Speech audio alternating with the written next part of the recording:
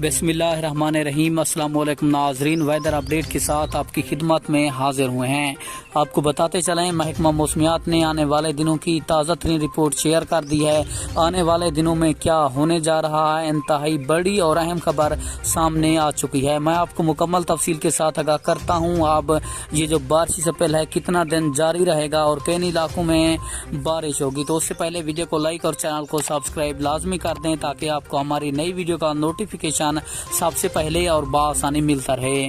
तफसीलात के मुताबिक कराची में 14 जुलाई से लेकर 18 जुलाई तक महकमा मौसमियात ने पेशगोई की है कि बारिशी स्पेल जारी रहेगा।